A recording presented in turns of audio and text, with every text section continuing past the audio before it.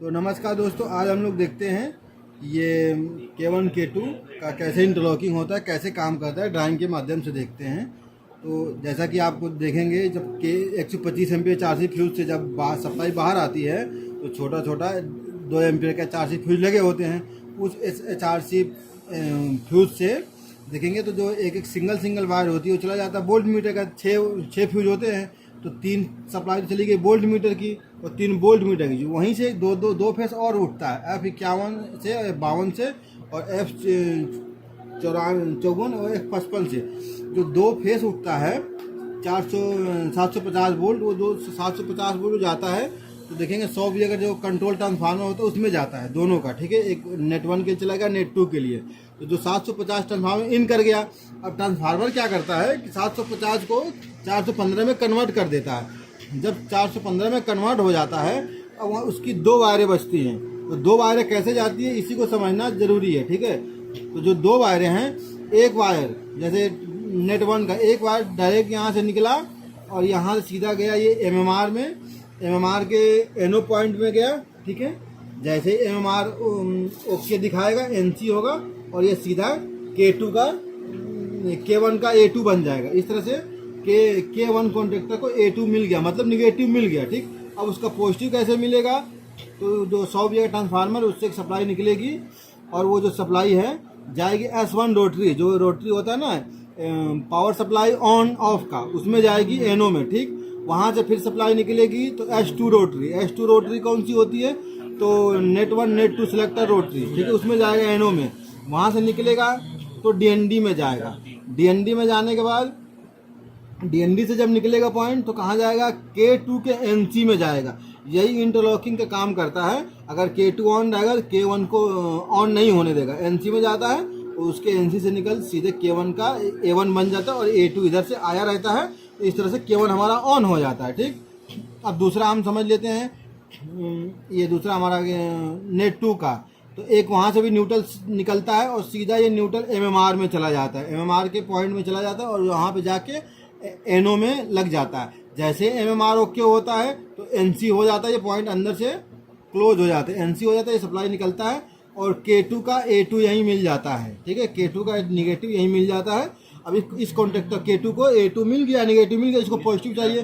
तो पॉजिटिव कहाँ से आता है? तो ये ट्रांसफार्मर से जब एक सप्लाई जो निकलती है और वो जाती है पहले on off rotary switch S1 जिसको बोलते हैं, उसके एनो पॉइंट में। फिर वहाँ से निकलती है तो नेट 1 नेट 2 सिलेक्टर रोटरी के एनो पॉइंट में जाती है।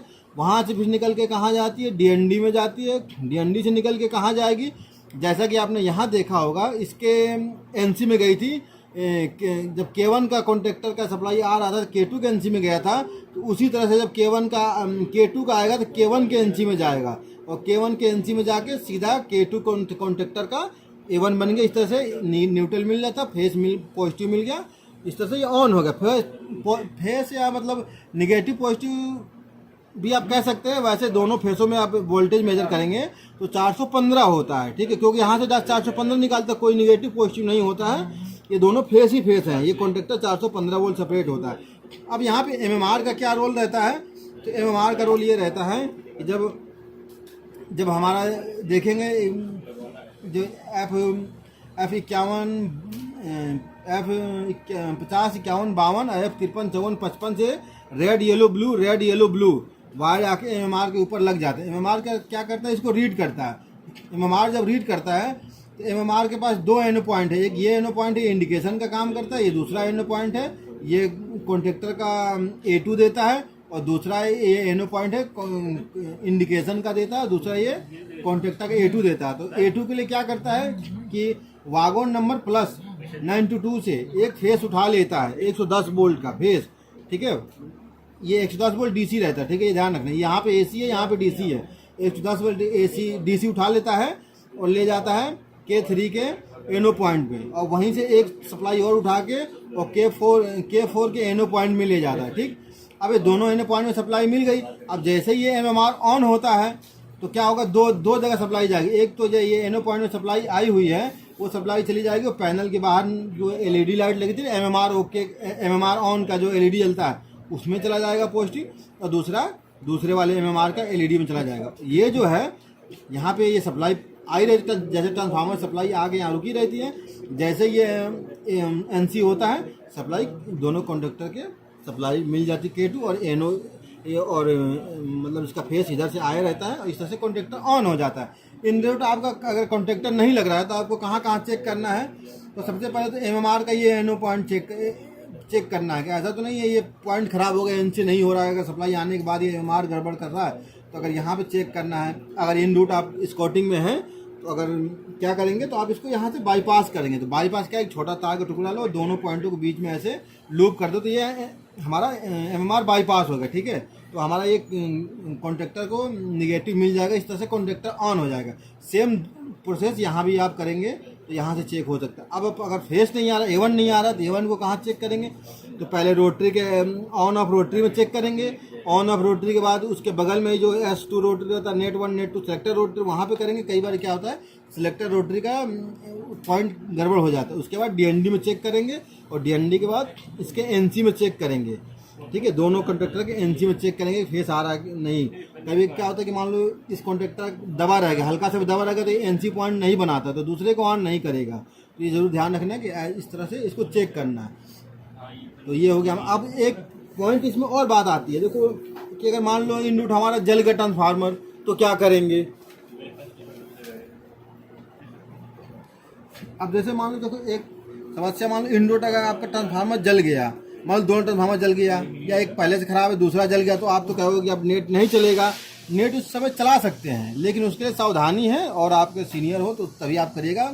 आपको तरीका हम बता देते। तो जैसे मान लो कि आप ये ट्रांसफार्मर जल गए तो अब क्या कॉन्ट्रैक्टर तो आपका नहीं लगेगा, आप कहोगे कॉन्ट्रैक्टर पैक करेंगे या तो ऐसे करेंगे, तो उसको करने की कुछ जरूरत नहीं है। यहाँ पे क्या है कि 750 आ रहा है, यहाँ पे 750 आ रहा है, ठीक है। और इधर क्या कर ट्रांसफार्मर क्या काम कर रहा था, 750 को 415 में कन्वर्ट कर दे रहा है। तो आपको ये समझ लेना है कि ये दोनों तार कहाँ कहाँ गए हैं। तो अब समझ ले कि इधर वाले MMR में तार गया है, तो इसको पहले ट्रेस कर लेना कि MMR में तार गया है। और दूसरा कहाँ गया है, तो S1 रोटरी में गया है। तो इसमें क्या करना है कि एक किसी तार, इस तार में फेस दे देना है। 750 का एक फेस यहाँ बांध दो, उठा के ट्रांसफार्मर को ओपन कर दो, ठीक है। एक तार यहाँ से उठा के यहाँ बांध दो, ठीक है।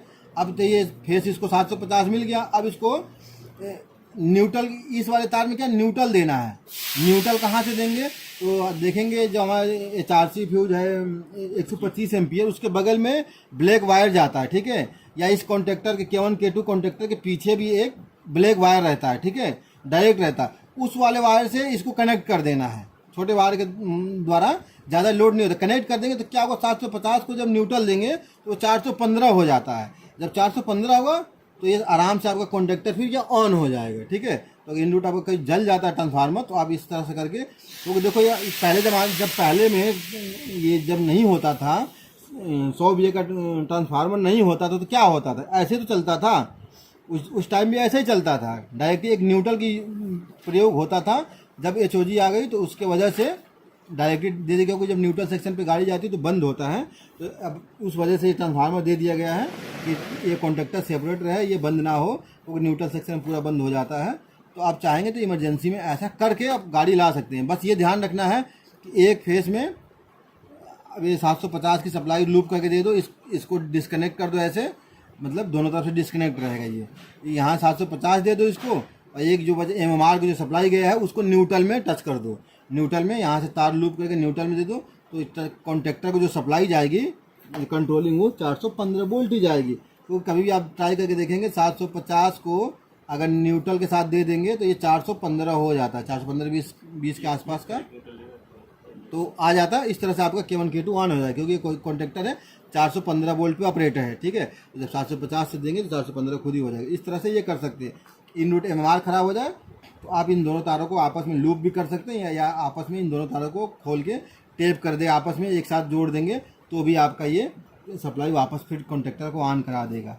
तो ये सब चीज़ें हैं। वीडियो अच्छा लगे लाइक और सब्सक्राइब करें। धन्यवाद, मिलते हैं अगली वीडियो में।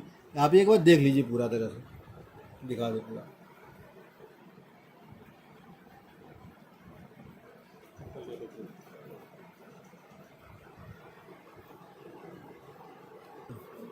एक चीज़ आपको क्लियर कर दें, जो ये F505152 वाला है, ये 125 वाला फ्यूज है, ठीक है।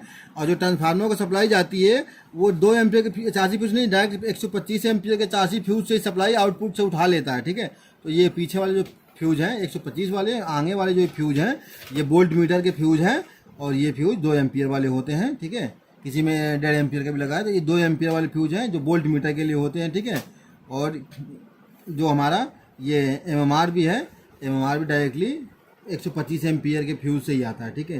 किसी किसी कोचों में हो सकता है कि यहाँ से भी हो, लेकिन अधिकतर कोचों में डायरेक्ट 125 एम्पियर के फ्यूज से ही आता है, और 125 एम्पियर के फ्यूज से ही HOG ट्रांसफार्मर को भी सप्लाई डायरेक्ट जाती है, क्योंकि इसके पास इनपुट आउटपुट में दोनों में फ्यूज है, ठीक है। इसलिए यहाँ से नहीं दिया जाता है, और वोल्ट मीटर सेपरेट रहता है। तो ये चीज़ जरूर आप ध्यान रखिएगा।